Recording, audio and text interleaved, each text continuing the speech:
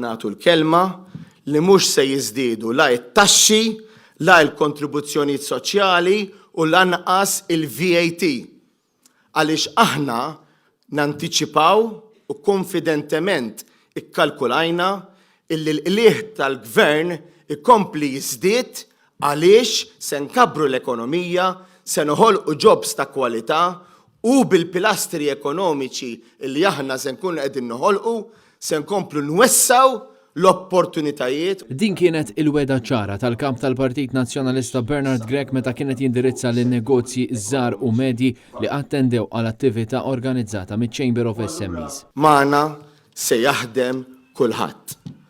Inwedkom gvern li jkun immexxi minni li joħloq klima ta' fairness li fiha tkunu tistgħu taħdmu aktar mingħajr la rikkatti u lanqas obbligazzjonijiet lejn ħadd. Matul id-diskors tiegħu Bernard Gregg kompla jispjega l-viżjoni tiegħu għal Malta Għawdex fejn ta' aktar dettalji dwar numru ta' proposti konkreti li b'mod dirett jgħinu lin-negozji biex mhux biss iqumu fuq saqajhom id-daqqa tal-pandemija u l-gwerra fil-vant tal-Ewropa iżda biex huma jkomplu jikbru flimkien mal-ekonomija li se jkabbar gvern ġdid tal-Partit Nazzjonalista. Aħna rridu nippremjawkom għaliex dak l-investiment jiswa mitqlu deb.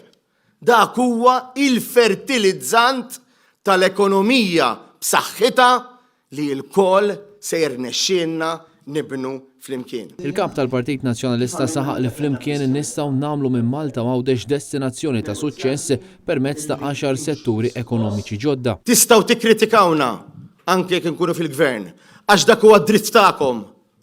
Tistgħu tmorru tiddiskutu ma' ħadd ieħor għax hekk għandu jkun f'demokrazija b'saħħitha mingħajr ma jkollkom ebda teddid. U saħaq li l-politika tiegħu ser tibqa' tkun waħda realistika u mhux ta' kliem bombastiku esaġerat imma kliem meqjus, kredibbli, serju u matur għaliex il-pajjiż jeħtieġ tmexxija serja li taf xi trid u li iżżomm konsultazzjoni mal-stakeholders kollha. Il-pjan ċar ta' ħidma li għandna se jwassal għal pajjiż u negozji b'saħħithom. Magħna what you see is what you get.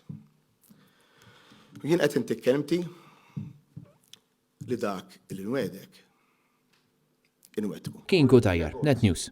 Kemm negozji kbar, kemm negozji medji.